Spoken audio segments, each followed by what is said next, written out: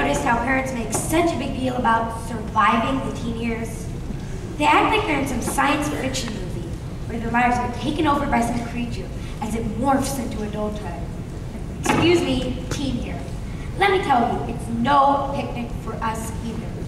Being a teen is filled with mixed messages. Use your words, not those words. Be yourself, not in that outfit. Be independent, but ask first. Be outstanding, don't stand out.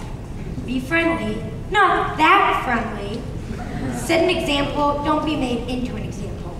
Overnight you go from, what are you going to be for Halloween, to, what are you going to be for life? Once you're a teen, you're no longer qualified for. Kids say the darndest things. Observations that were once innocent are now politically incorrect. Politically incorrect? I can't even vote yet.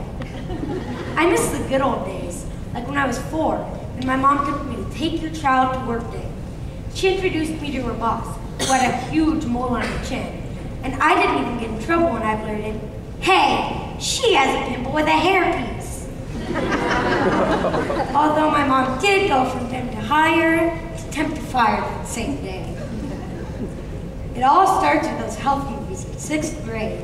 Instead of a changing body, they should call it The Party's Over. It's a good thing you're not supposed to judge a book by its cover, because suddenly your face goes from being smooth-skinned to looking like it's written in Braille. At least no one pinches your cheeks anymore, because they don't want to get their hands greasy or written off. A mirror becomes your best friend and your worst enemy. And a bad hair day can make even Disneyland the unhappiest place on earth. Your clothes go from being covered in happy faces to skulls. And your mood ring's so confused, it explodes. Unicorns no longer interest you, but vampires do. You compulsively say, whatever, even when you don't want to. And the worst part is, you can't trust your parents not to embarrass you. And when they hug you in public, you wish you were a porcupine with quills. Sound like fun? It's like being kidnapped by a hormone with the whole world watching. At least a caterpillar gets to go through its metamorphosis in the privacy of a cocoon. The closest thing my species has to a cocoon is homeschooling. Just the thought of it scares me. I mean, who do you complain to when you don't like your teacher? And it's your mom. Talk about boarding school, except in this case, it's worse. You don't get to go home for Christmas because you're already there. What do you do for recess? Clean your room? And what about PE? Does folding laundry and picking up dog poop count? I guess it depends on how fast you do it. Parent-teacher conferences would be easy. My mom's always saying she feels like she's talking to herself. Science might be fun. Maybe I'd finally get to cook dinner. And I'd have a great chance of being elected student body president.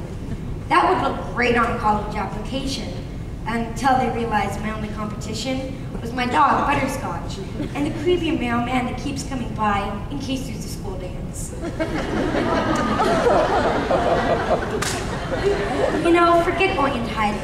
I'd rather morph out in the open in my glass cocoon, even if it does mean I may one day regret the blue hair, black nails, and navel ring. Oops, I haven't told my mom about the navel ring yet.